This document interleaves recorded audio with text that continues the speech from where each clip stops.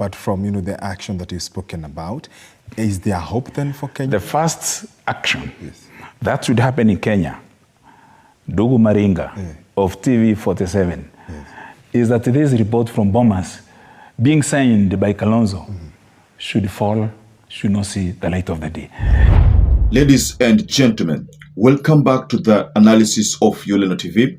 I hope you're well from wherever you're watching this channel. I'd like to start this session by appreciating you so much for making this channel grow.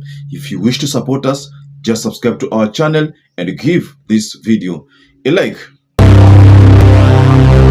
So I want us to start this session by going straight to the remarks which KABANDO made reacting to the NADCO report. A report that William Samoei Ruto publicly endorsed, but a report that Raila Amolo Odinga has not publicly endorsed. I want us to understand something here. I made some specific reference yesterday saying that Raila could be angling towards supporting the document. But if you look at the statement that Raila gave in a previous speech in Migori County, he said he has heard there's a document. He understands there's a document, but he has not seen the document. So the mainstream media stations or mainstream media TVs were running a report saying that the Azimio leader has agreed to that report. But let me underscore here that we in YOLENO have not said that Raila agreed with the report. We just say that he is angling towards. I'm saying so because there's one of our loyal subscribers who, talked about, who said that we said that Raila had endorsed the report. No, he has not endorsed it.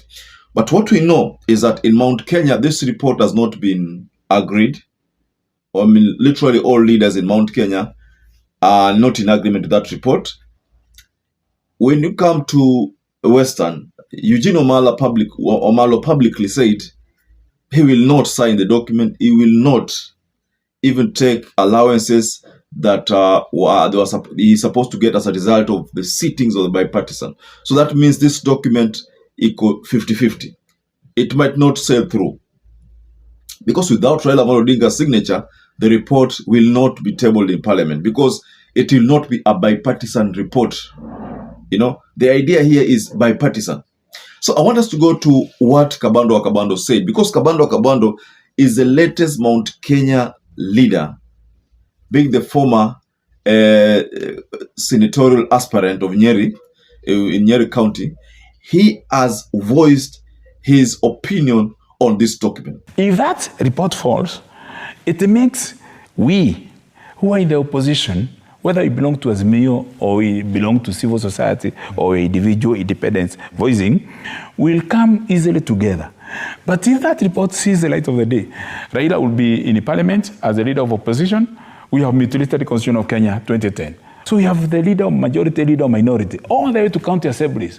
So if now you change at the top, you have Raila as the leader of opposition, and then Kalonzo is a deputy, and then Mother is a deputy. What happens to the other 48? And KABANDO joins hands with Karua, Wamalwa, and other politicians who have termed the bipartisan talks report to be a fraud.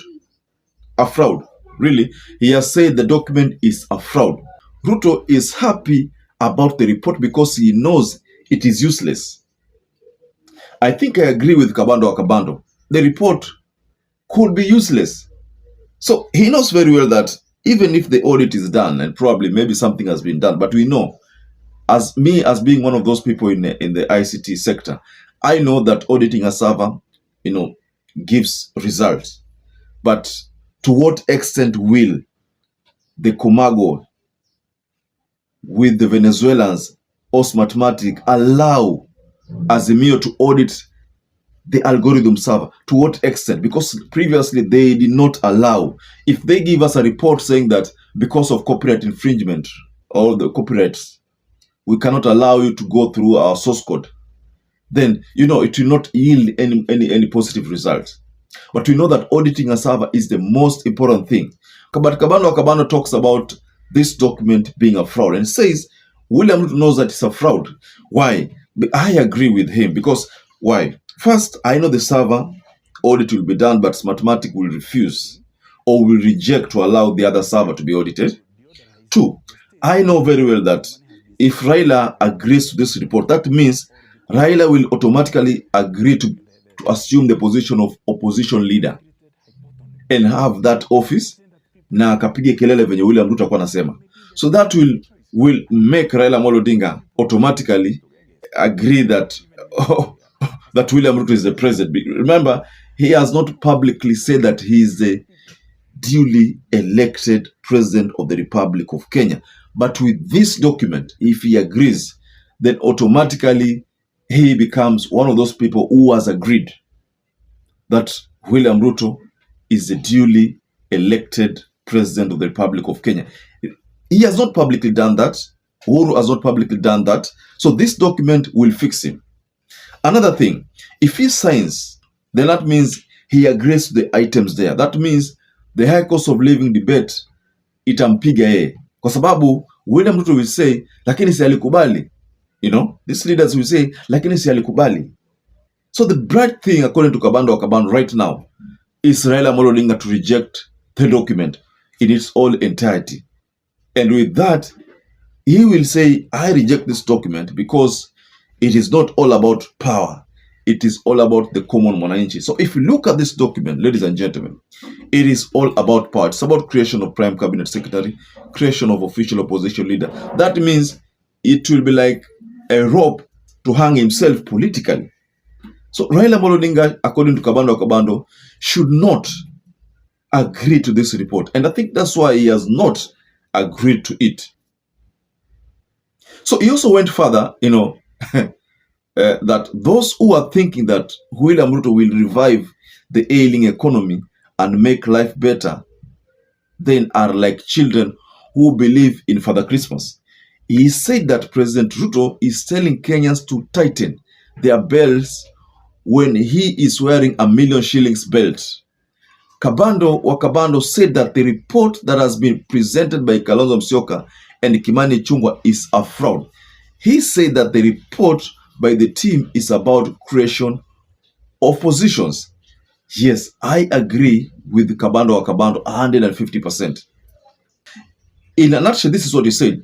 The people who are pursuing power become obvious to what is happening out here. He further stated that Ruto is very happy with the report because he knows it is useless. But I don't think Raila has been played. People who believe the William Ruto government can deliver are like children who believe in Father Christmas. A cabinet is not an AGM where you can call a special AGM. So I think you now get the point here.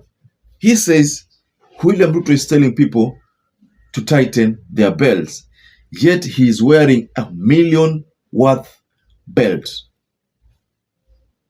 How is that possible, according to Kabando? So, ladies and gentlemen, what do you think or what do you make of this issue that Kabando has said, reacting to the report, the NADCO report by Kalonzo? Personally, I think the best thing that Kalonzo would have done was not to publicly present the report, because it seems that this is now, not working in his favor.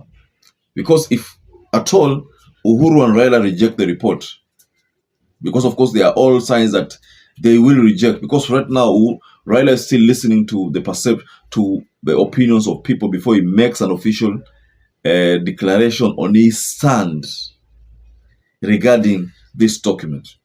So Kabando has termed the document a fraud and a waste of taxpayers' money.